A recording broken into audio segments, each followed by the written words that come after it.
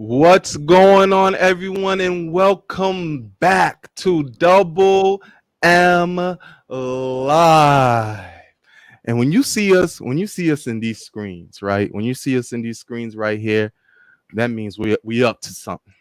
That means something's going down. Me and Mike are not sitting next to each other, that means something is going down.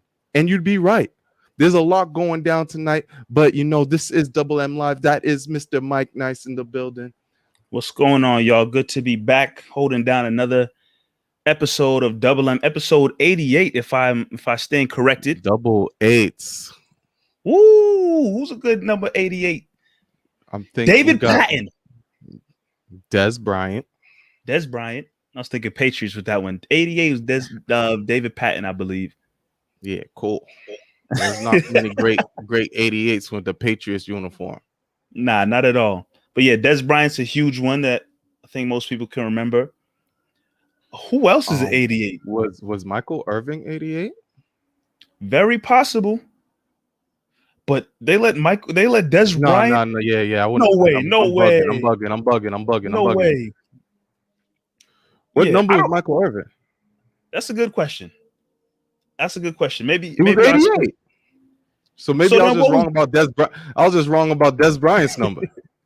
maybe our special guest who's going to be joining us, he might have the answer to all of these questions. No, I know what I'm talking about. They both wore 88 for the Cowboys. Are you looking this up right now? Mike.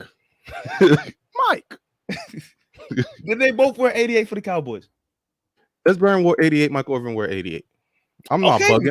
I know what I'm talking about. Maybe Irvin gave Dez Bryant his blessing. I don't know.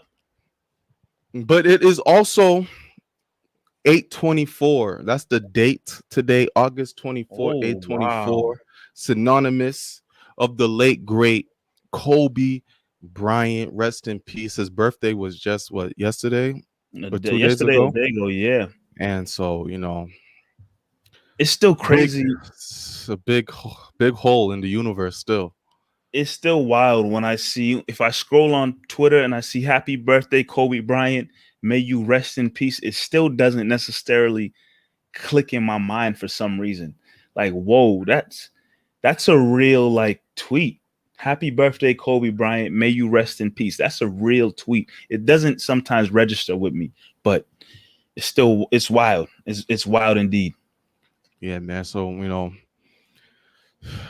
thoughts and prayers always go out to the Bryant family. He still feel it till this day. Absolutely. What Kobe has meant to us, to the culture and such. But 8/24, episode 88. We're getting close to that big 100. But like I said earlier, when we're on these screens right here, that means we are up to something here on Double M Live. Mr. Mike Nice, talk to the peoples. So again, we got a special guest about to join the show tonight. Before we get to him, again, if you're tuned in right now live, whether it's Facebook, YouTube, Twitch, hit that follow button, hit that like button, hit that subscribe button. This is Double M Live. The show doesn't roll without your interaction. And I know tonight, with a lot of the conversations we're having, we can't wait to hear what a lot of you tuned in are feeling and thinking. So make sure you tune in and spread the word as well. But yes, our special guest, this is the guy who I've looked forward to getting on Double M for a long time. Thanks to this whole platform and everything you're seeing right now, he's the guy that got Double M hit to this whole platform and everything we have going on right now. Shout out to StreamYard. So I'm always grateful and thankful that he gave us the knowledge to make this happen. But this guy right here, who I've opportunity a few times to co-host a few radio shows right now. He's currently the host of the Pick and Roll NBA podcast with another good friend of mine, John Sapichetti, and he does that with Full Press Radio. He also is a host and writer for AfterBuzz TV. Good friend of mine. I want to welcome him to the show right now. Our guy, Jet Striar, in the building. Jet, What's going on? Glad to be here. First of all, Jet. the intro to the show is fire. That is an awesome intro. It's pretty dope. Who made that? Our people's back in massive media. Massive Media, our guys at Massive Media who helped do our production. They created that for us back. Yeah, that's a dope intro. It's like kind of like, when you go to the movies and they have the VFX thing, like the noise thing. It's like a big yep. Right. That's what it kind of reminds me of. It's really cool. And Michael Irvin was 88. It's like thing with the Cowboys. They give it to all their like best receivers. CD Lamb's 88 now. They had retired for him, but they like unretire it for certain receivers. That's crazy. I would think that number is sacred for Michael Irvin. Like, it didn't really click to me that Dez Bryant was 88 because I immediately thought Michael Irvin when I thought of 88 in the Cowboys uniform. But wow, I guess they're just handing that thing out there. Thing. They are, but I don't want to say CD Lamb too much because he's like my guy in fantasy football this year. So I don't want anybody to know about that. Oh, we might have to keep that on the hush, Jet. Me and Mike's draft hasn't started yet. Don't give him any ideas. Yeah. And on top of that, Jet, we draft back to back. I'm 5, Marv is 6. So we friendly right now, but in a few days, it's gonna How get long weird. have you guys been in this? How long have you been in that league together? We're going into the 8th year. It's a competitive league. Yeah, it's definitely competitive. Unfortunately haven't won a single championship in 8 years. So I need to find a way to break through and get a championship under my belt, hopefully soon. But Marv's being kind of quiet. Has he won a championship in this league? I mean, I have won. I've won. It's been a little bit, but I've won. The belt. That's all that matters. I've gotten there. I'm in the record book. When you look at the record books, my name is there. Now I need to solidify myself and just add another one there so everyone knows it wasn't no fluke. I've been in the league with my high school buddies it's been 20 years we've been in this league. It's insanely competitive. I've won once. I've been in the finals 3 times, but the one time I won was when Sean Alexander was dominating. So I've gotten so much crap. It'd be oh, we didn't even know anything about football. It was a fluke. Basically everybody who was playing when I won a championship is now since retired, except for Tom Brady, who was a good player then and is still a good player now in fantasy football. The man doesn't stop. But other than that, Sean Alexander, wow, that's how long he was a beast. I didn't play fantasy then, but I used him a hell of a lot in Madden. Oh yeah, he was a beast in Madden. Oh man. What Madden year was he on the cover? Was that 7 maybe? No, I think it was earlier than that. Earlier than 07? 04 was Ray Lewis.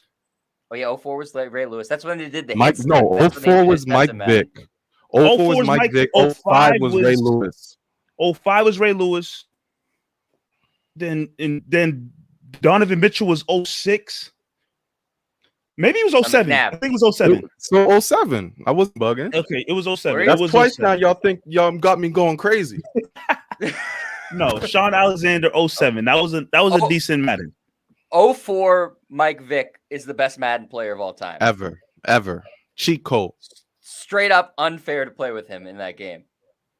Yeah, man. Michael Vick was something different. You had a quarterback with all the great high running back, attributes.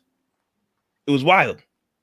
It was did you play GoldenEye back in the day on Nintendo 64? I love GoldenEye. Nintendo 64. That was my game. It's if you use Odd Job because he had the hat and he could just kill people with the hat. It was that was such bull crap if you play with him. The same if you played with the Falcons in 04 in Madden. It was you can't beat them. He's gonna rush for 300 yards, throw for 300 yards. They were unbeatable. As soon as you broke out, Michael Vick was gone.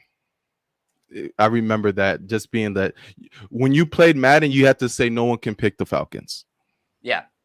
And then if you did the my GM mode, he was always the first person you picked on your team. Yep. Michael Vick. Hey, some great Madden games out there. Shout out to Matt. I don't know what they've been doing in the recent years. I haven't played too much Madden recently, but Madden had some great Marv saying no. Madden had some great games back in the day, man. That 04 to 08. 04 to 08, I was I need Madden every year. From 04 definitely to 08. I needed Madden every year. I couldn't I really. stopped playing like 3 years ago because I'm like, why am I giving $60 away every year for the exact same game? Like, I gotta wait for the rosters to change or for them to do something different. Although I still get NBA 2K every year, so I mean, basically, I'm falling for that trap. I try to do every other year when it comes to sports video games because they do get repetitive.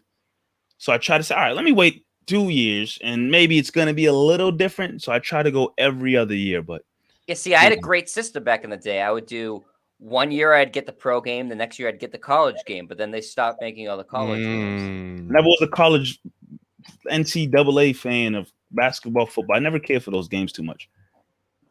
The games were elite.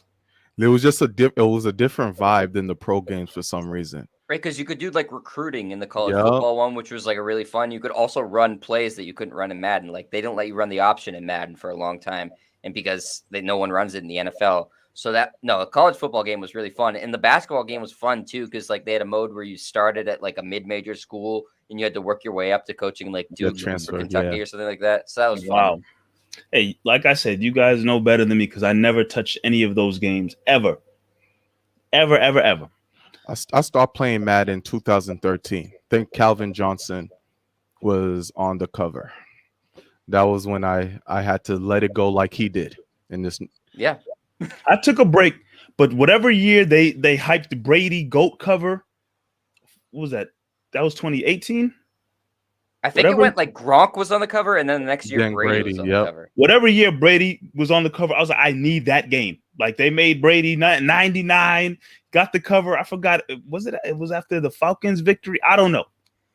But I had to get that game because the GOAT Tom Brady was on the cover in a Patriots uniform. And I was like, I need this game. I need it. He's on the cover again this year. Him and Mahomes, I think, are on the cover. I would not be buying that game. I would not be buying that game. But shout out to Brady and Mahomes for making the cover of Madden 2022. Yeah, Brady needs the publicity. He really needs to be on the cover. But yeah, man, good to have you on the show, Jet. See, I already knew the conversation was going to flow well, and we haven't even really took a dive into what this show really is all about and other things we could get into. But again, happy to have you here for sure, Jet. Glad to be here. So, Marv, you want me to get right into what's on the playlist today for tonight's show? I mean, we've been talking Madden for so long that we got to get right into the playlist, man. Sounds good. So, Madden segues right into a football conversation, and especially here in New England. In these last couple of days, these last 2 days, we're recording here on a Tuesday night like we usually do. But within these last 2 days, this Cam Newton information of him, missing the next 5 days due to a violation of the NFL's COVID rules. At first, it started like there was a mistake and misunderstanding, and then the Patriots are trying to cover Cam's ass. Then turns into there's some frustration on the Patriots end with the whole Cam Newton situation. We're definitely going to talk about that for sure. Also, big movie trailer just dropped. This is Phase 4 officially, I want to believe, in the Marvel Cinematic Universe. Phase 4, Spider-Man No Way Home trailer just dropped. A much anticipated movie. If you saw the trailer, there's a lot of things that popped up that caught a lot of people's attention. Just having an early morning conversation in the group chat with Marv and a bunch of our other friends about different things that he spotted. And Marv, there's some stuff I definitely need you to bring up on the show tonight because I want to get Jet's thoughts and opinions when we get into that conversation as well. And last but not least, if you've listened to any of the shows that I've done with Jet, one thing we always go back and forth on and have good conversations with, and same thing we do here on Double M, Celtics Talk. And I love having Celtics Talk with Marv always. I love having good Celtics Talk with Jet. So I know all three of us coming together is going to be great Celtics Talk all around, especially with a lot of moving pieces going on and what the future looks like for the team. So a lot on the playlist, good conversation to have. Again, if you're tuned in, tell a friend to tell a friend to tell a friend. Double M is live right now, so we want to hear from you too. Yeah, man. So let's get right into it, man. Cam Newton is the topic of discussion, and not because of his play, because of his inactiveness, due to now that we found out that Basically, he's unvaccinated, and due to some type of protocol that he went to go get tested outside of the state, boom, he can no longer practice for the next 5 days. And now that, as you know, he's in a quarterback battle. That gives Mac Jones the chance to really pull in closer to this quarterback battle, maybe become QB1. Yesterday, when the report, everything was honky dory, everything was fine. Patriots said it was a miscommunication. Boom. Then the next day, and something we talked about on our Patriots Roundtable show. Next day came in, Mike Girardi comes out and tweets, "Yeah, Patriots aren't really too happy with Cam Newton and are pretty frustrated with what just happened." And that's to be expected. I mean, we can go down for the reasons why. First, Jet, man, what was your initial reaction when you heard Cam Newton was not going to be practicing for the next 5 days? And then what was your reactions hearing about Patriots being frustrated?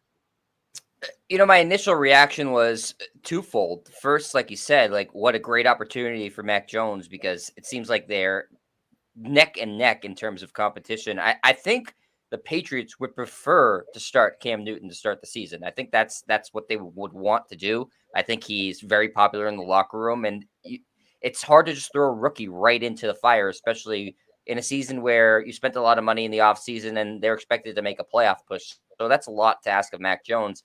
So that was my first thought, was, okay, great opportunity for Mac Jones. And my second thought is this is so frustrating because Cam missed time last year with COVID and he hasn't gotten vaccinated. And I don't want to get into, I'm sure you guys don't want to get into a whole conversation about vax, not vax. I mean, that's like everybody is talking about that in the world. And this is sort of like escapism, right? We want to talk about other things. But I think the way the rules have been set up by the NFL, if you don't get vaccinated, it doesn't seem like you're putting the team first at this point. And for me, that's frustrating. Take aside someone's political opinions and whatever. And I have my own. And for me, people who have the opposite, certainly it frustrates me. But just from a pure football perspective, I look at it and go, there are very strict rules in place that the NFL and the players agreed to in terms of being vaccinated and what you can and can't do. So the fact that Cam Newton's not vaccinated and then broke the rules by traveling out, by being a non-vaccinated player, and now he can't practice, really puts the team in a bad position. And if you're QB1 on a team, you're the leader. I mean, Cam Newton's the leader of this team. I think, people are looking to him for a bounce back season. He's always the first guy that's going to be doing a press conference. And to me, this isn't showing great leadership, which is sort of not what I expect out of Cam. I expect that leadership. But with this situation, it does look like he really let the team down, and he may lose his starting spot because of it. Yeah, I mean, one thing that I've maintained once this conversation came up was the fact that, again, not really trying to get into should someone get vaccinated, should they not get vaccinated, reasons left and right, more so whether you decide to get vaccinated or not. The NFL came out with rules. If you're vaccinated, these are the rules you have to abide by and follow. Or, these are the different protocols you may or may not have to deal with. If you're not vaccinated, these are the rules you have to follow. And these are the protocols that you may or may not have to abide by. Whether you're on the vaccinated side or unvaccinated side, you as an employee of the NFL must follow those rules. And at first, when the information first came out, it seemed like, all right, well, there's some kind of misunderstanding took place. Yeah, Cam Newton, it's obvious that Cam Newton's not vaccinated from all the reports, but some misunderstanding took place. And then the reports later on just make it seem like Cam Newton's not vaccinated. And while he's also not vaccinated, he did not follow the proper rules that were set out by the NFL if you're a player who's not vaccinated. So hearing that the Patriots are frustrated now, yeah, what you all are saying is true. You're the leader of this team. And Mark said this in our Patriots roundtable that we did the other day. This is not a random wide receiver or a random player on the team who can get replaced really quickly. You're Cam Newton, the freaking starting quarterback of the New England Patriots. You can't afford to have stuff like this happen. And then on top of that, you're in a position where there's a guy right under you ready to take your job as soon as you screw up. And now you have Cam Newton. He's not even screwing up on the football field.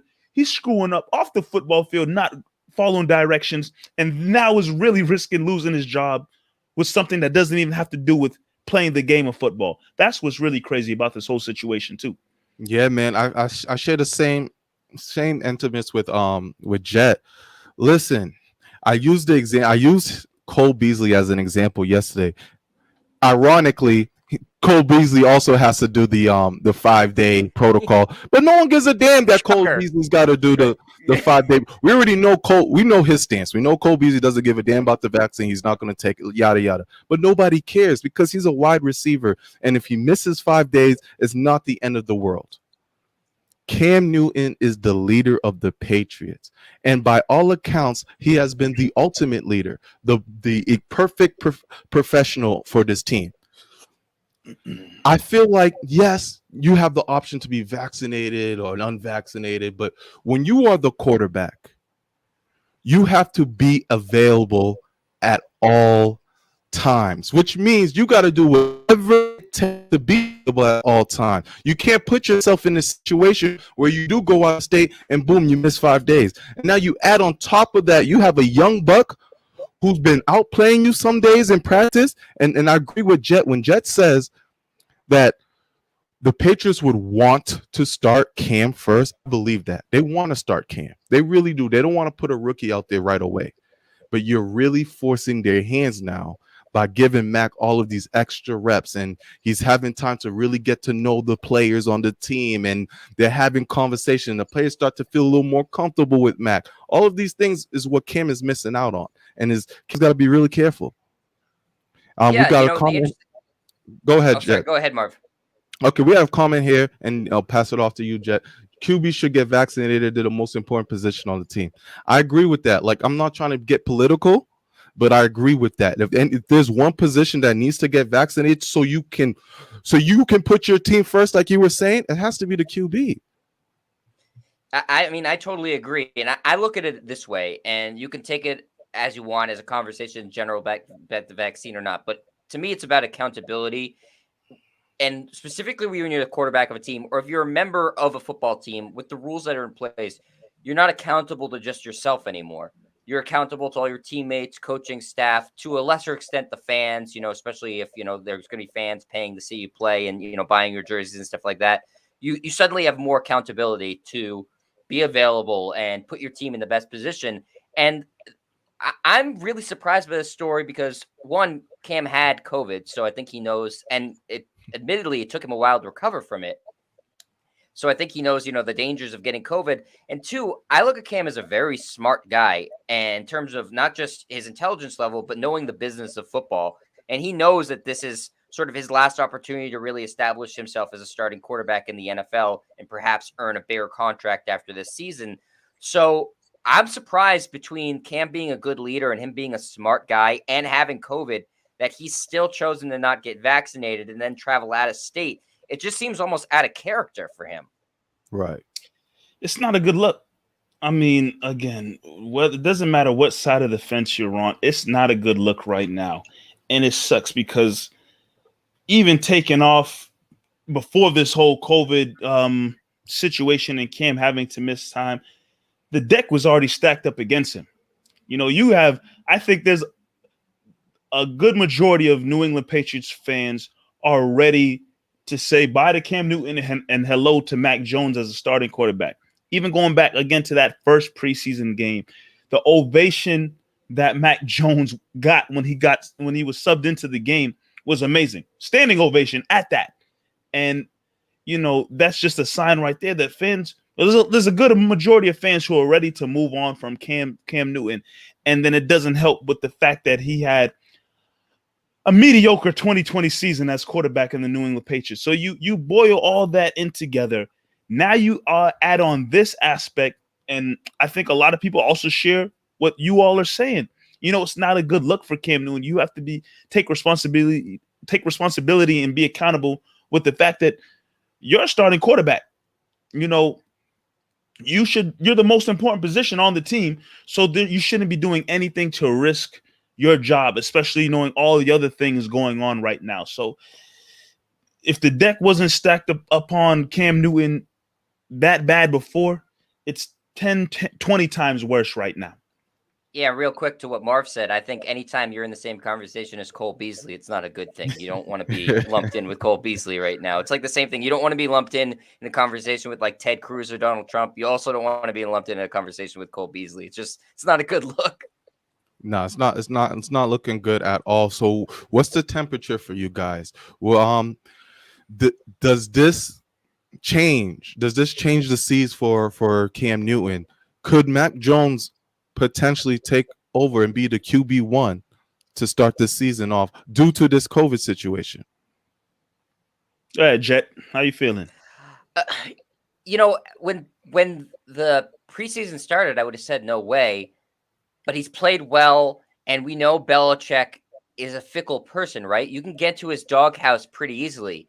I mean, we've seen that over the course of 20 years. A guy makes a mistake, not necessarily on or off the field, but something that rubs him the wrong way, and he doesn't play again, or they end up cutting him. I mean, we've seen that time and time again with Belichick. So on the pure reason that if you're going based off the reports and the Patriots are upset and frustrated with him, and I think they did a good job sort of covering for Cam, because you don't want to just completely throw him under the bus. He's still going to be part of this team. He's still a popular player on the team. He very well may be the starting quarterback, so you don't want to completely bury the guy. But I do think that knowing what we know about Belichick, if Belichick feels like he's able to, at least to a 90% ability, run the offense as well as Cam Newton, because Cam Newton pissed Belichick off, I guess it wouldn't shock me at this point. I'd still say Right. Cam is the odds-on favorite, but whereas I thought it was 99% he was going to be the starter, now I'd put it closer to like 70-30 for Cam. I've always maintained the fact that Cam is the starter on this team. And as bad as this situation is right now, and even with the fact that Mac Jones is going to get all the first team reps in practice, I still feel as if Cam is going to get trotted out there week one. From all the reports, he'll be back on Thursday. Does that mean he's going to play in that preseason finale? We don't know. But once Thursday comes and goes, he's back with the team, back practicing with the team in person, everything along those lines. So I do feel Cam is still going to be the starting quarterback on this team. However, I've said this over and over again in many different conversations that I've had. The leash is just getting shorter and shorter for Cam Newton. The gap between Cam Newton and Mac Jones is shrinking by the minute.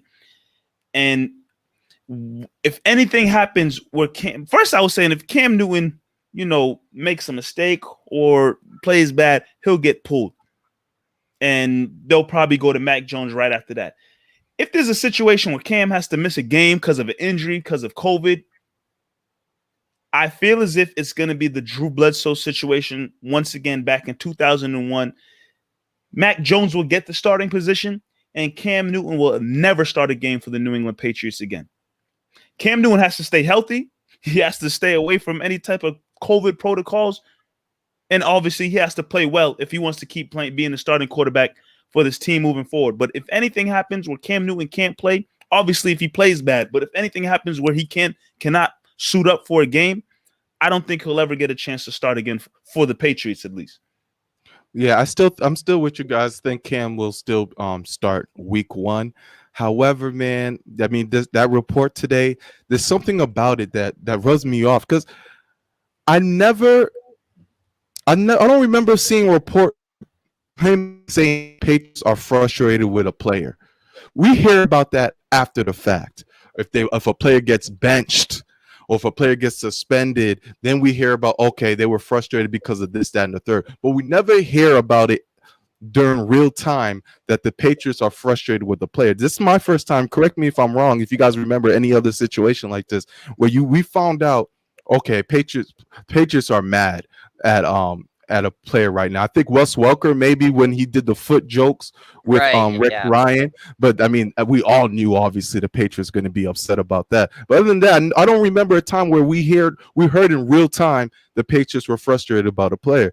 So it's just means that they really weren't happy if it got leaked out like that. And Kim's going to have to really, in the next 2 weeks, really bust his ass to really get to starting position.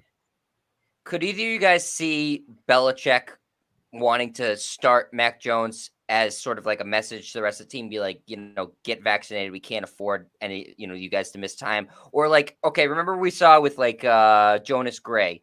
Remember he had that 200-yard rushing game, went bananas, and then he missed practice. And then they're like, well, you're just not going to play anymore. Could you see Belichick? I feel like he always has the best interest of the team in mind, but could you see him going with Mac Jones over Cam Newton because he's frustrated with Cam Newton, or do you think he'll just play whoever he thinks is going to be the best player? Ooh, that's a good question. If you're saying he'd do something like that, Jet, that's like a week 1 move, just to kind of send a message. I mean, if you're sending that message, it's more of an NBA move than an NFL move because the season's so short. But like, exactly, he's a fickle guy. He doesn't like everybody, and he's gotten frustrated before. But it's a weird dynamic, right? Because it's sort of an unknown commodity to Mac Jones, but he's obviously not happy with Cam Newton. So I don't really know where he goes with it. I obviously, like Marv was saying, it's unusual for them because they're such like a tight-lipped organization during the course of somebody being on the team being like, the Patriots are pissed off at this player. So like, are they going to fine him, which kind of is a slippery slope because, there's like, he does have the medical freedom to not get vaccinated should he so choose. But like, I don't really know where they go with this situation. What does them being pissed off lead to? I got to feel like it leads to something instead of them just saying, all right, well, you made a mistake. Go ahead, Mike. Do you both feel like he's going to get some kind of punishment or repercussions from the Patriots because of this? I don't. Due to the initial reports, how it was a misunderstanding, and he's still going to be, with the team through Zoom and such like that. And if there is a punishment, I doubt we'll hear from it. But to answer Jet's question, I don't think that they bench Cam due to this. I think Belichick's got to be really careful to start off week 1 benching a player due to a COVID situation like this, because you could lose a team. You could lose the team by making a play like that on week 1.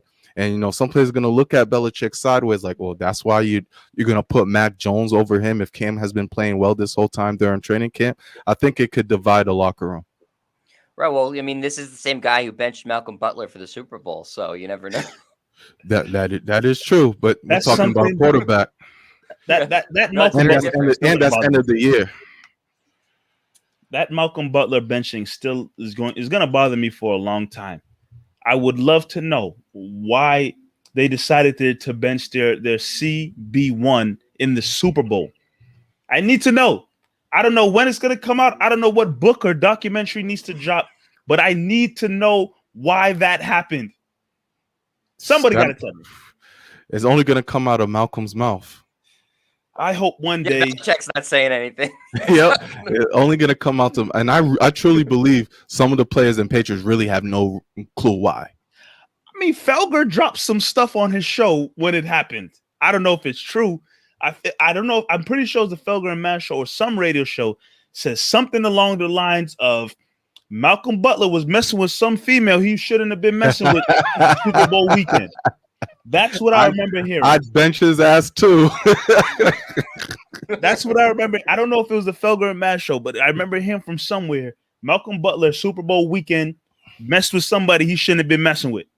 And no, I think there's only 2 people that know. It's him and Belichick. I think those are genuinely the only 2 people that know. Because Brady doesn't even know, and if he doesn't know, then none of the other players do. I don't know. It's a wild situation. I still want that answer, but who knows when, if and when we'll ever get it.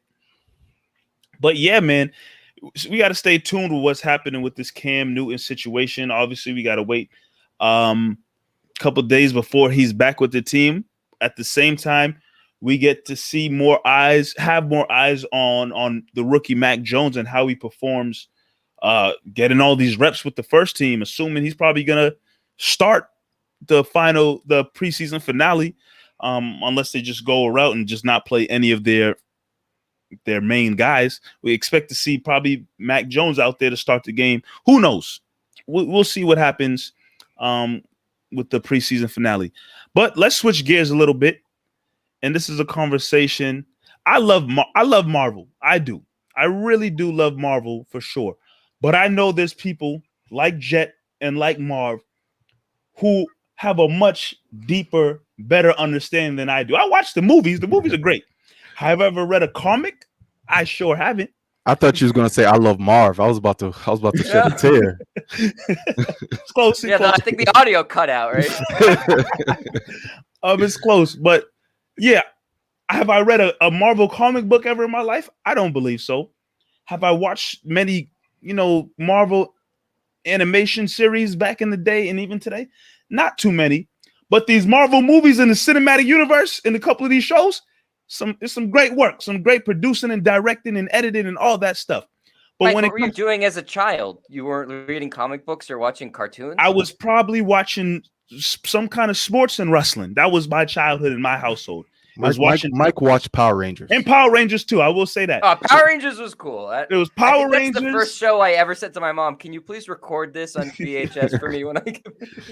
It was definitely a lot of Power Rangers for me, a lot of sports, and a lot of wrestling in my household. So I wasn't into, Dragon Ball Z. I wasn't reading comic books. I wasn't watching these I heard of the animated series. I was more if I did watch animated series, it was more DC animated series. I wasn't watching too many of the Marvel series, but I know when it comes to getting in deep dive and fully understanding and the twists and turns of the universe and how it plays off the comic books and whatnot, I know you two are the guys that I should be talking to. So with that being said, Spider-Man new movie trailer drops. What's the name of the movie again? Spider-Man No Way Home. No Way Home. Yes, I was about something with a home. But yeah, Spider-Man No Way Home trailer just dropped. I don't believe the movie is coming out till November. Christmas. Sometime during the holiday season. Yes. And the trailer had a lot of stuff pop out to people.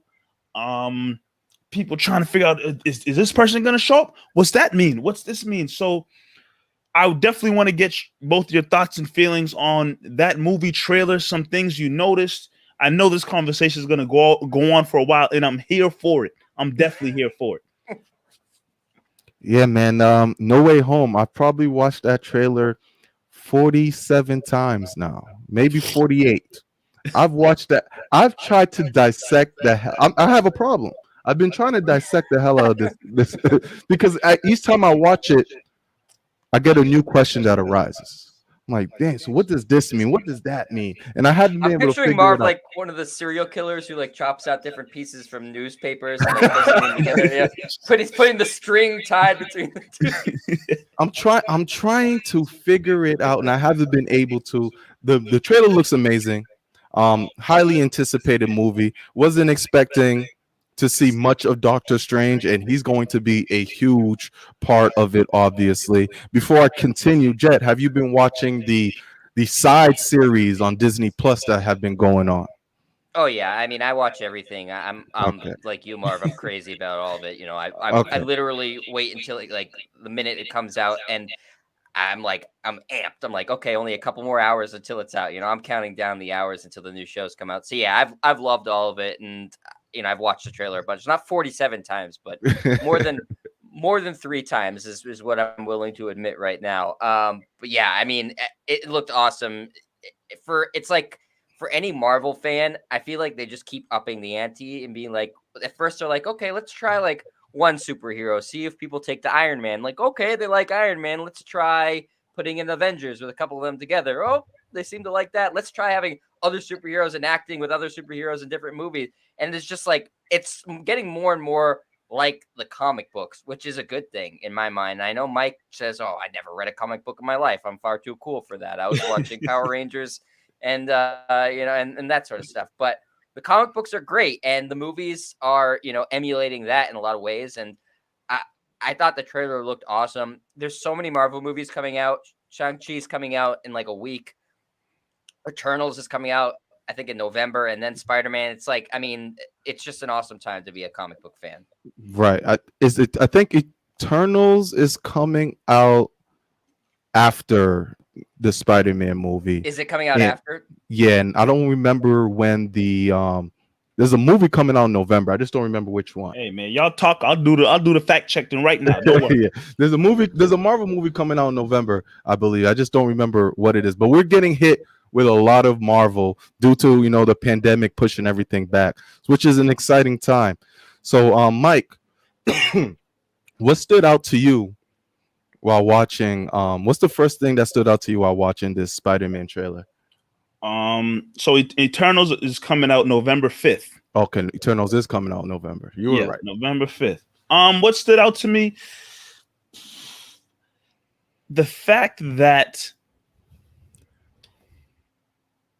well, once you hear about the multi-universe and whatnot, obviously I watched Spider-Man Into the Multiverse, and I don't know how much connection that has to do with this movie, but obviously they're tapping into the multiverse. And I mean, two things definitely stood out to me. One was seeing Dr. Octopus making his return. Dr. Octopus making his return. And then you saw the Green Goblin grenade and heard the laugh. And then I did further research, find out that dude's back in this movie too.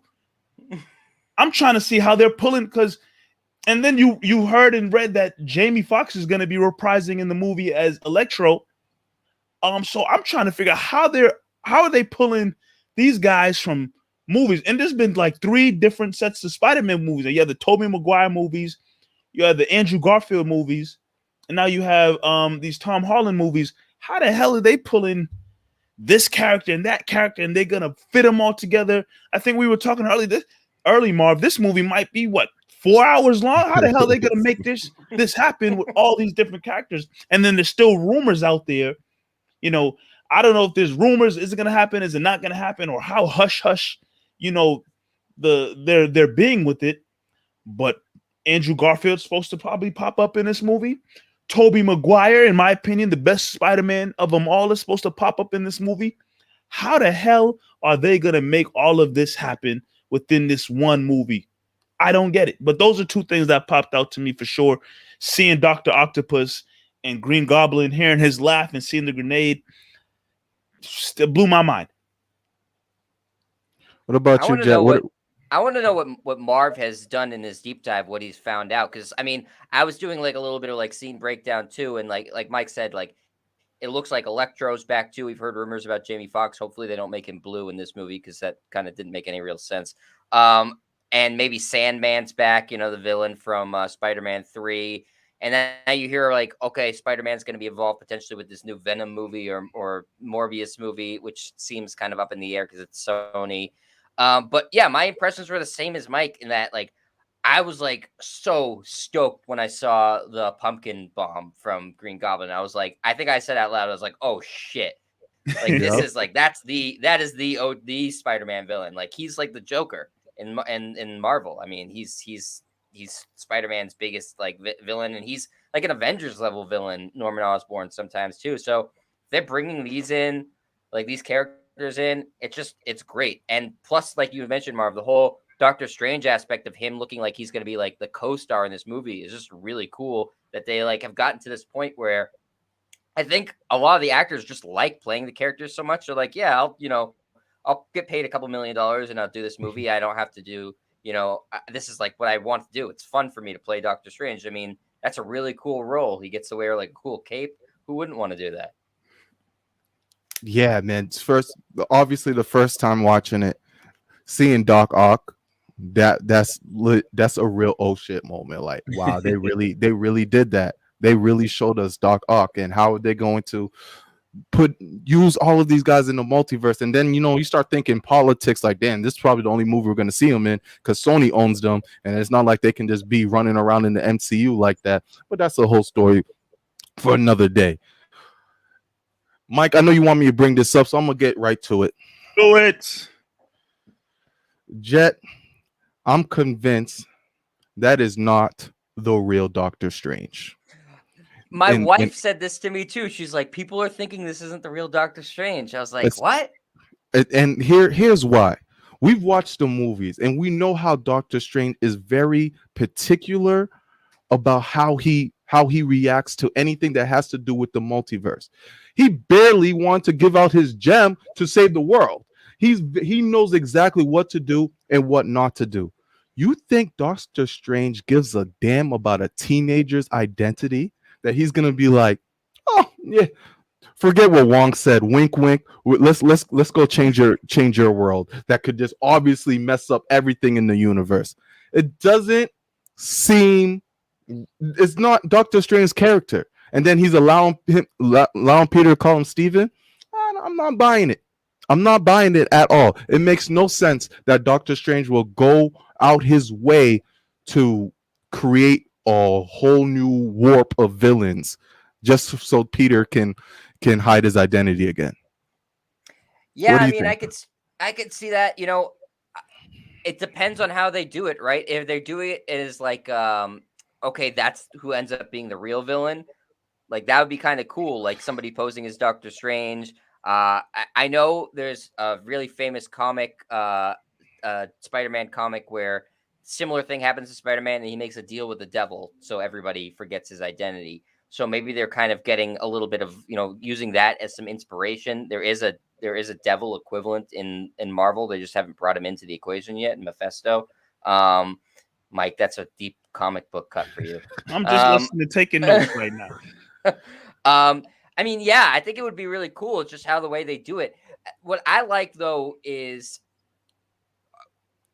the fact that it's like, okay, this is legitimately Doc Ock. It's not doesn't look like it's gonna be what they did in WandaVision, which was like, oh, look, it's Quicksilver from the X-Men. They, right. You know, he's coming in here. And then they're like, nah, he was just a guy who was brainwashed. Like, that was kind of a bummer. Because that was like, when I saw that first, I was like, oh, shit, they're doing like a multiverse. They're bringing him in. And they're like, no, he's just like some random guy who looks like his brother. So I didn't like that so much. But this is like, I feel like they're like, okay, this is the Doc Ock. Like, this is exactly what you expect. He's got the arms. He's got everything. It's the same actor. So, I mean, I'm totally on board. Spider-Man, of all the Marvel characters, to me, has the best villains. So I think the fact that they can bring them in is really cool.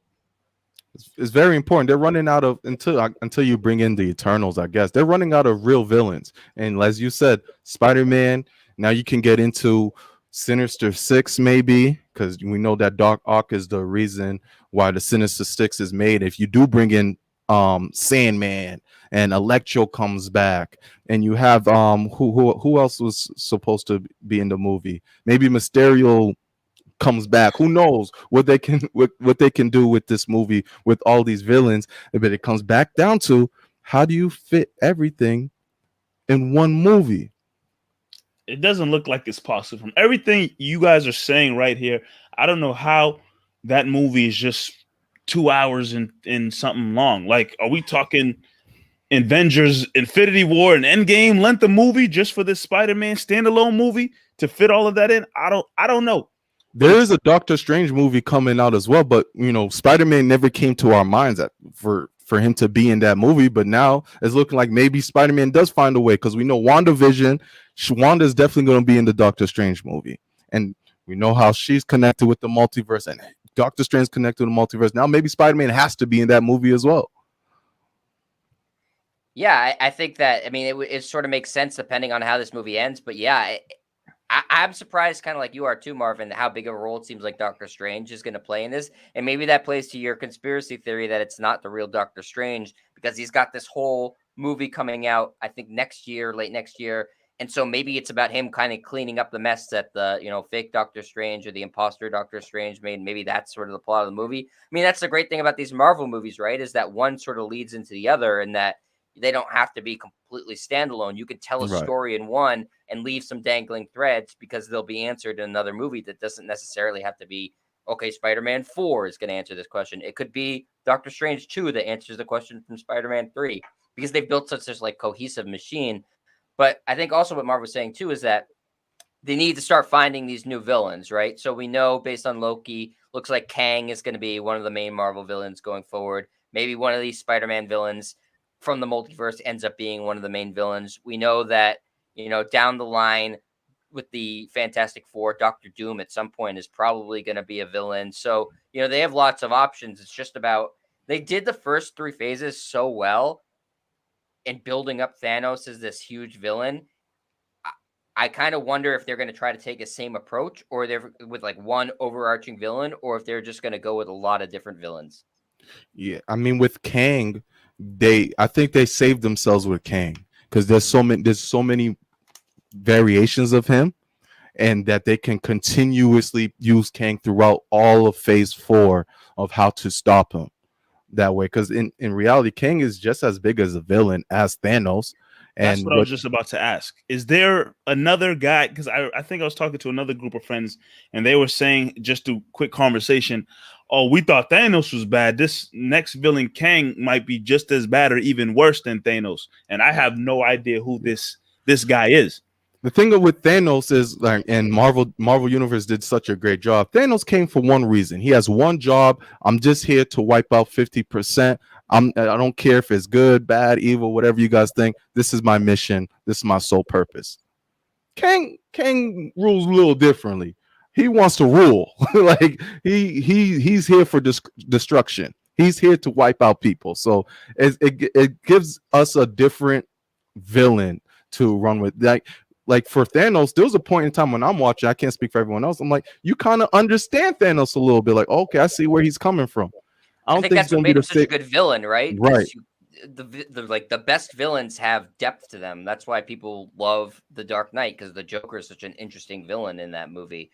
But yeah, I think that's why Thanos was such a good character, because like it's really fucked up, but at the same time, you're like, okay, like I can kind of understand like why he thinks this would work. I wouldn't do it. But, right. You know, and then like Marv, you're like, after he does it, you're right. He's like, I'm gonna go be a farmer now. Like, job's done. I don't need to do anything else. Okay, interesting. And then my second question, because I was gonna ask about this Kang dude too. They haven't even tapped into necessarily bringing the X-Men into the cinematic universe, and I know that can open up a doorway to a lot of different things as well. And you guys were talking about, you know, just now, them possibly running out of villains and whatnot. You have the whole X-Men and the type of things they've dealt with that can, I'm assuming, come into this universe and play a big part as well. Yeah, I think that's what Phase 4 is gonna do, right? Phase 4 is gonna introduce us to the X-Men later on to Phase 5. Jet brought up these superheroes that I hope we never see. Fantastic Four. Marv hates Fantastic Four. No, I did. It's just no need for them. The first family of Marvel. It's I just know. they've done two shitty movies. That's why you're not liking it's just you can't get it right. It's just the Fantastic Four is just a hard movie to do right. But it wasn't the cinematic universe. I just don't know how you can make that movie right. Fantastic Four can't be a solo movie.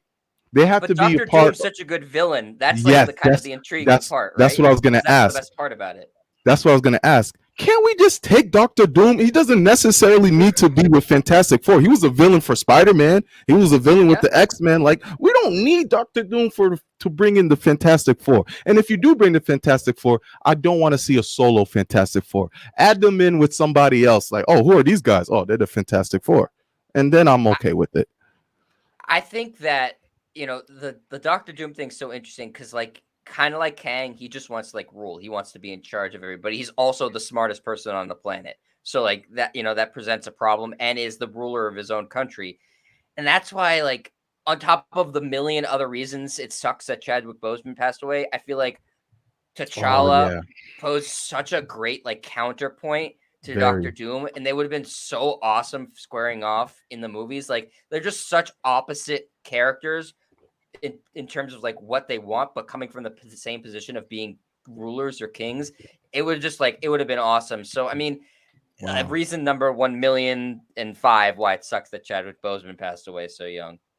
I didn't even think about that angle with Black Panther and Dr. Doom. That would have been amazing, because I always thought that Black Panther was going to be the gateway for us to see the X-Men. You know, with the connections of Storm and T'Challa and stuff. But we'll see what that Wakanda movie is gonna look like, because I didn't even think about that. Wow. It'd be cool if they introduced Storm in the Wakanda movie, right? That would be dope. I think they can. Why not? That's where she's from in the comics. It would make sense. And they can say like, oh, this, you don't know, Mike doesn't know any of this. Yeah, bro. That's Black Panther's wife, bro. What? Yeah. Halle Berry and Chadwick. What the heck? Y'all are getting me hip to stuff I did not know. Storm's from Wakanda. That's Black Panther's wife? Yeah. Oh my goodness. Wow. Well then. So I always thought that's how they were going to, you know, make like a snippet of X-Men are coming or somehow. Okay, Right. well, She's the easiest character to probably integrate into the Yeah. MCU because you already have Wakanda established. You have the vibranium and like the magic herb and stuff like that. Now I'm wondering if the way they introduced the X-Men is being like, yeah, Thanos' snap like caused all this like cosmic radiation and made people mutants. Like it's a hard sell being like, okay, these people who have superpowers, the world's been attacked a million times, but they've just no one's known about them. So like, how do you bring them in? Maybe this Spider-Man multiverse is how you bring them in too. Yeah, It's big. It's a big concept. this Mike, is crazy. Mike, I'll tell you this: if you watch the Eternals, is gonna be a good movie for like regular fans, because the Eternals are gonna explain a lot on why there is a Marvel universe and how these superheroes came to be, and it's probably gonna give us more details of how the multiverse is going to work for Spider-Man. So I'm telling everyone, make sure you watch the Eternals. It's not gonna be some throwaway movie. Okay, Mike, noted. Mike, how about this one? Wanda is and Quicksilver are do you know who their dad is? Oh, that's a good one. Magneto. Magneto. Yeah, okay, I knew that. Oh, you knew that one. I knew that because it was in. I watched one of the X-Men movies, and they made that connection. The X-Men, the one where they went to Egypt, and that was it. Egypt. That was I the don't good know. one.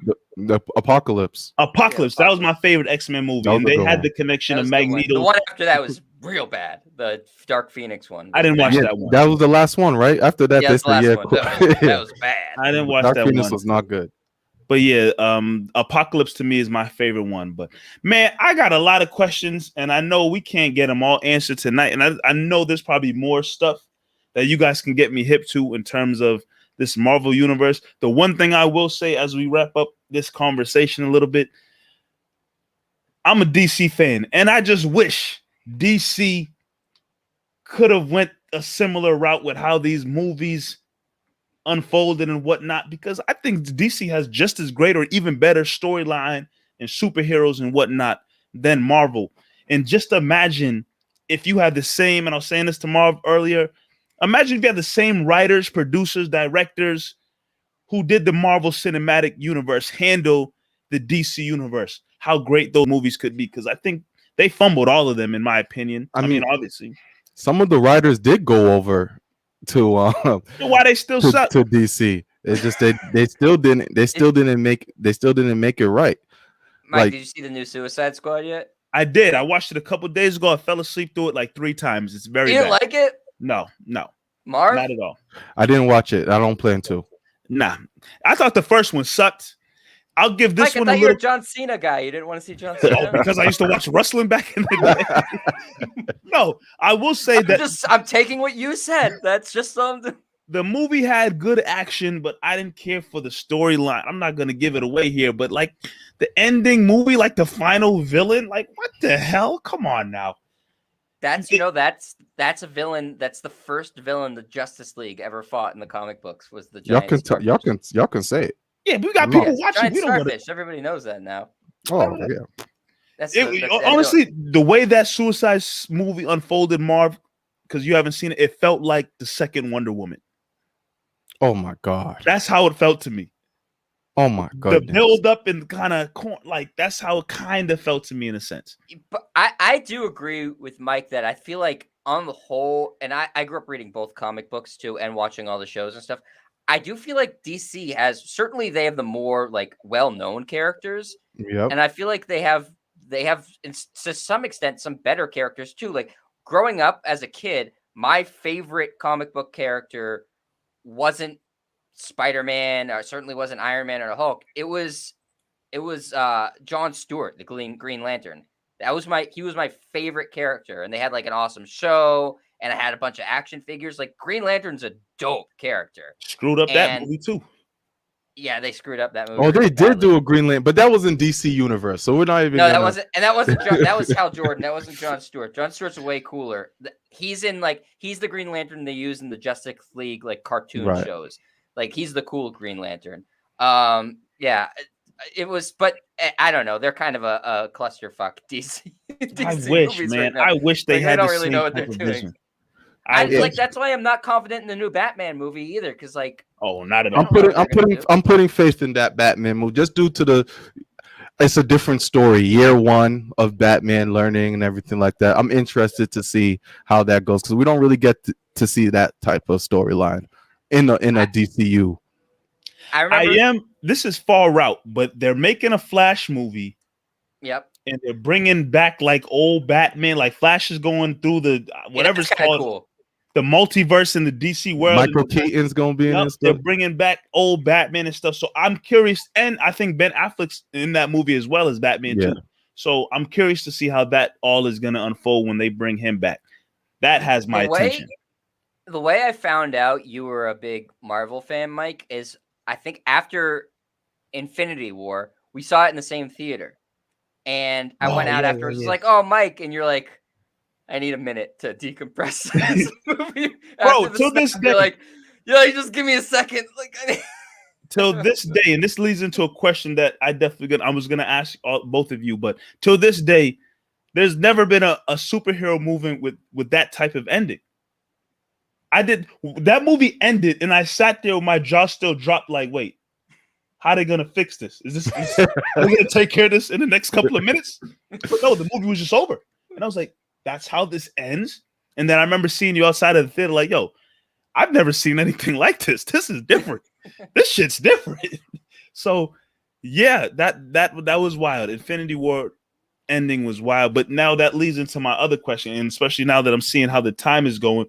We're definitely going to go into some rapid fire questions for you, Jet, something that we do usually with all our guests who we have on the show. But before we get into that rapid fire question, both of you right now, your top 5 Marvel movies of all time.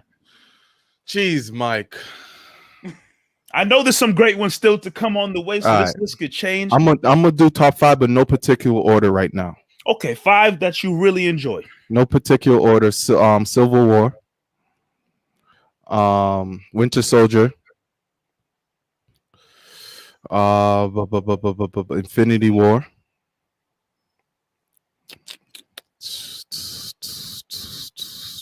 man. I got 2 more, right? Black Panther.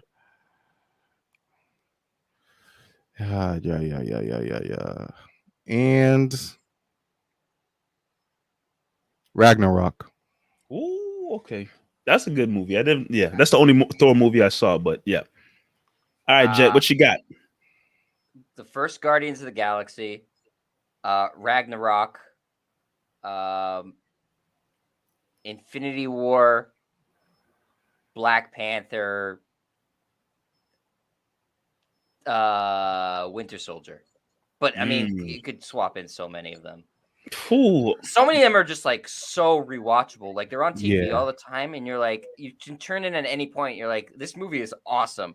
Like even like the under the radar movies, like both the Ant-Man movies are really entertaining. Yeah, and Jet, you said something that sparked something earlier. You were saying like, DC characters are way more known. Like people forget before 2008, ain't nobody knew anything about Iron Man. Nobody knew anything about Iron Man. Is everyone's favorite character now due to amazing job that Marvel has done. But no one knew anything about an Iron Man before that. No, before 2008, you asked someone their favorite superhero, Iron Man was not coming out of anybody's mouth. No.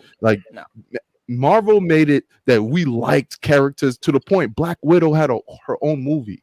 Like Black Widow had her own movie. That's how popular it got. Right. And now you're like Guardians of the Galaxy. Nobody knew who the hell any of those characters were. And nobody knows. And people are about to know who the Eternals are, but nobody really knew who those characters were too. I mean, people knew the Hulk, Spider-Man, and Captain America. And that's basically it. Yeah, that's it. That's true. That is very true. And I don't think they really knew anything about them, like other than like, okay, they knew Spider-Man because Spider-Man's one of the most popular. Spider-Man put Marvel on his back. I don't think you could say, okay, who is Captain America's like, who are his villains? People would be like, I don't know, Nazis? Like, so technically, yes, that's right, but it's vague. And like Hulk, you'd be like, okay, who's the Hulk's villain? Or like, tell me something about the Hulk besides he's big and green. I think people will just be like, he's big and green. That's all I know. He's really strong. So yeah, I mean, they've really taken an amazing ability to create characters that nobody knew anything about beforehand.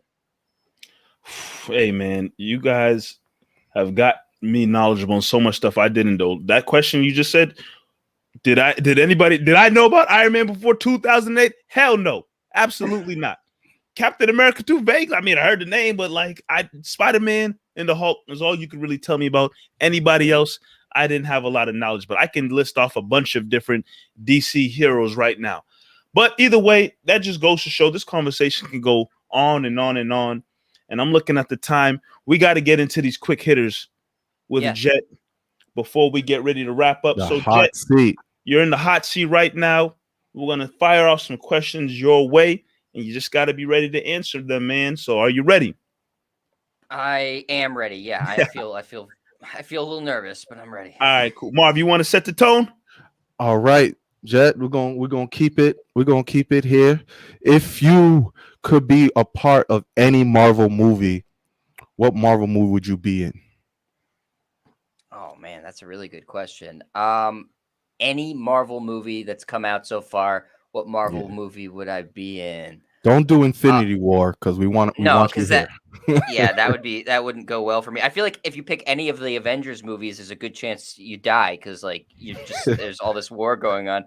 I'm gonna say Ragnarok because I feel like it's the funniest one, and so I feel like I would enjoy just being in that. And I like that Thor in Ragnarok might be my favorite Marvel character, just in him in that movie. He's changed so much, right? From the first like 2 movies. So much. He's like a big culture shock. It's just a different Thor. Yeah, but yeah, okay, I'll pick that one. All right, this one's gonna be a couple parts to it. I'm thinking of 4 Boston sports memories that were real heartbreaks. I want you to tell me which one was the worst in your opinion. 03. Okay. I know my answer already. 03 Red Sox collapse to the Yankees. When they brought in Tim Wakefield, he gave up that Aaron Boone home run. Patriots Super Bowl 07, Patriots Super Bowl 2011. Yeah. And Celtics 2010 in the finals. Being such a Celtic guy, you'd think I'd take the Celtics one, especially because they lost to the Lakers, but it's the Patriots 07 one. I'll never get over that as long as I live. Never, ever. It was awful. I mean, so I went to college at Oregon. That's why I have the Oregon helmet right here. And I was in the dorms, and everybody hates the Patriots wherever you go, except for here in New England. So everybody's like, "Oh, okay, I can't believe they're going to be undefeated." I was like, "Yeah, they're going to be undefeated, and I'm going to brag so much about it." I flew home to watch the Super Bowl in anticipation of going to the parade too. So I was like, I want to watch this because it's historic with my dad and mom because they're big football fans too. And my dad, I watch have all these great sports memories with. So I flew 3,000 miles back to Boston from Oregon, ready for the parade, and then, oh man, just the heartbreak of losing that game, and then flying back to Oregon and having all these Patriots suck things was written all over my door, and all my bed had all these signs that said fuck the Patriots, like Tom Brady's a choker. I was like, that was terrible. I'll never get over that. I'll be on my deathbed and not be over that one. I'm so sorry. So Marv thinks 2011 is worse. No, here's why though. 2011 is more emotional for me because I wanted to win so bad. There was nothing more I wanted but revenge off of 07. So the fact that we lost again, oh my god! And it was in the same sort of bullshit way too. You're like, oh, this guy caught it, somehow got a foot inside the. Oh my god! Seriously, that was the problem with the Seahawks win too, because you thought, oh my god, the same thing's happening. They did it again. What was it? Was it Curse who had the catch on the sideline where it bounces? You're like, how does this keep happening to this team? Fortunately, they didn't run the ball with Marshawn Lynch, and the rest is history. But that one, no, that Super Bowl. I don't know if you're a New England sports fan, how you can ever recover from that one. I mean, they could keep winning them. That one's just the undefeated season. The only way to recover is having an undefeated season now and win the Super Bowl. That's it. That's all that can get it done. Yeah, man. That one that's hurt. the ultimate you wave your ass in everybody else's face. Is like, okay, you won the Super Bowl. We had an undefeated season and won the Super Bowl. Had the greatest offense of all time. Tom Brady threw 50 touchdowns. Randy Moss had 1 billion touchdown catches that year. Greatest team of all time. And now you can't even say they're the best Patriots team of all time because there's all these other teams that have won the Super Bowl. So no, I'm not getting over that one. Yeah, life would have been so much different. The way I talk trash would have been a lot different. It just would have been a lot. You wouldn't be able to talk to me. And the fact that it was Eli Manning and a team from New York is just like, oh man, and they weren't even that good, right? Isn't that the hardest part about it? It's like you look at your team, you're like, okay, if a team is going to beat this undefeated Patriots team, you're like, it's going to be a damn good team. Like they snuck into the playoffs both those years, the Giants, and like somehow got hot at the right time, but it's not like they were really good. I feel like 99 times out of 100, the Patriots beat them. Yeah. That hurts. So let's talk about what is a New England sports moment you would love to relive again. Oh, the Celtics winning a championship for sure. I mean, that's my favorite team. I was there when they won in 2008. I was in the very last seats in the entire building because that was the only way I was affording getting into the building when I was, when I was a freshman in college. I had come back. School had just ended the week before, so I was watching most of the finals games at home, and I was like, I have a good feeling about this. Like, I'm going to pool whatever money I have, and I'm going to this game. And it was just such an awesome feeling because I love close games, but not when the Celtics are involved. I love them from a basketball perspective for other teams, but the Celtics blew them out in that game 6, that Lakers team. So it was like basically a championship celebration for a full half. And then afterwards, oh, hell nice and relaxed. Yeah, that was it was great. And I mean, seeing them beat the Lakers, because growing up, all I heard my dad talk about was, Larry Bird in the 80s. He had season tickets back in the day. Like, they were so awesome to watch. And most of my life until then, the Celtics sucked. Like, we had one good year of Antoine Walker and Paul Pierce, and that was about it. And, like, look, I'm still clinging to that. I still have my Antoine Walker bobblehead. But it was just not. I'd relive that. I'd pay to relive that. That would be awesome. And hopefully the Celtics get back there. I know Mike really loves GM Brad Stevens.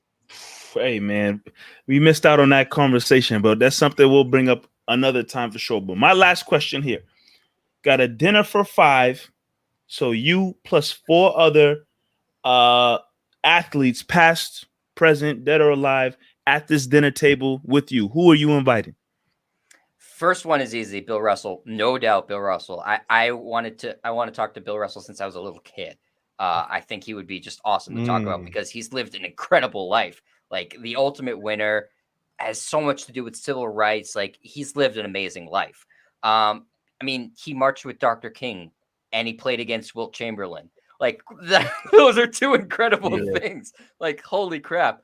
The next one would be Muhammad Ali, just because I feel like he'd be just a really fascinating person to talk to, really interested person to talk to.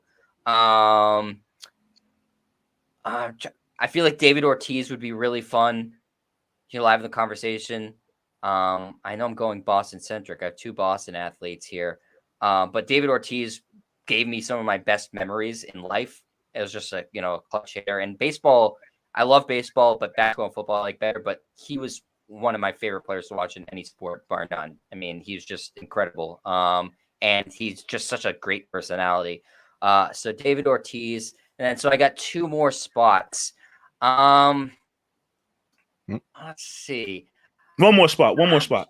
It's 4. Oh, man. So this is a really important one. I'd really like Brett Auerbach to be there too. I know he's not an athlete, he's a coach, but I feel like he was the best general manager in the history of basketball. And so just like, for somebody who basically for a living likes to shit on other teams in terms of what they do and critique what they do, I'd like to pick Red's brain and be like, I mean, he basically created the league, made the league make a rule that you can't draft players who haven't declared for the draft yet, because he drafted Larry Bird there. He did Joe Barry Carroll for Kevin McHale and Robert Parrish. Like, the dude was a genius. He also, being Jewish, he was another Jew, so that was like a big deal for such a prominent, like, athletic role for a Jewish guy. That's kind of cool to me. And the fact that drafted the first black player, first black starting 5, like, in a time where that was not easy to do, I feel like he'd be an awesome person to talk to, and I think that would be a fun group. But I know I'm leaving people out, and so I'm gonna have to request more dinners. Have you guys done these same questions? Say again. Have you guys answered the same questions? Because I feel like it's not fair that the guest always has to answer the questions. I like kind of want to know who you guys would have. It's not about us right now. It's about you. You the star. You the star of the show, man. I feel like it. Now, and now, Mike, would you want to have? You'd want to have some of the writers from DC on to answer some serious questions. I feel like if you had a dinner, you'd be like, all right, business meeting. Why? Let's get this shit straightened out. Jet, last question for you. Why? What is your why? So what is your passion with sports, and why do you continue to do what you do? That's an awesome question. I love sports because I feel like it's a great unifier of people. You can drop somebody into virtually any country in the world, and be able to have a conversation about sports, about competition. And I just think that you can come from completely different backgrounds, financially, religiously, sexual orientation, racial orientation, whatever, and you can root for the same team because they're your hometown team and you like them. And I think that sort of uniter and commonality is a really cool and rare thing. And I think there's so few things in life that are truly unpredictable, and sports offers that too. So I think the unpredictable nature of it and things that are constantly changing is something to really be enthusiastic about, because that makes life exciting, not knowing what's going to happen next. Wow, that's dope. Great answer. That's amazing. I like it, and I agree with it 100% too. It's a great unifier. That's why I do this, and I make virtually no money. So I'm still. It's the passion, man. I must really like it. The passion is real. But as we're here on Double M episode 88, we're getting ready to wrap up, man. Jet, appreciate you joining in on this conversation, this episode here with us. Absolutely, positively. This cannot be the last time we're here. I know this Marvel superhero conversation can go various directions. I know we didn't even touch Celtics yet. I know how much we have. We love Celtics talk, but that's something else.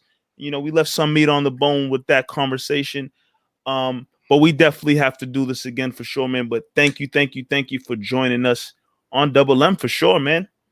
Anytime that was awesome. You guys want, I would love to come on. Seriously, anytime you want, anything you need help promoting the show, other stuff like that. Always glad to help. Mike, you're the man. Marv, pleasure meeting you. Love being with a fellow Marvel fan and another Bostonian, a guy who gets it about what the Patriots and the Celtics need to do. And even though I disagree with the logic of wanting revenge more than wanting the perfect season, I know I'm in the minority of that. Everyone says 07. I understand. I'm not going to argue. But it makes sense because your co-host is in the minority of, for some bizarre reason, he thought Dustin Pedroia was going to rebound for 8 years in a row and have MVP he loved Dustin. And we were doing the show at the Herald. I was like, the guy's played 5 games in 6 years, Mike. He's that. You don't come back from that. You don't suddenly start playing really well. Last thing I'm gonna say about this Dustin Pedroia, I got MLB The Show, and I'm in season 2024. I'm in season 2024, something like that. At 40 years old, he's still my starting second baseman. still raking. That just shows that video games are very unrealistic. He's still my starter, especially when Mike plays. Marv thinks I touched the ratings and attributes a little bit. Mike he had the Game Shark back in the day. Oh man, All right, Marv, send us home, my guy. Yo, this is Double M Live, episode 88. You already know we got Mike Nice in the building as always, and we had a special guest. Jet came through to bless us with some Patriots knowledge and some Marvel talk. We'll definitely get him on board again during this year. It's Double M Live, man. Thank you guys for tuning in. Check us out on all podcast platforms and on YouTube. Appreciate y'all. We out.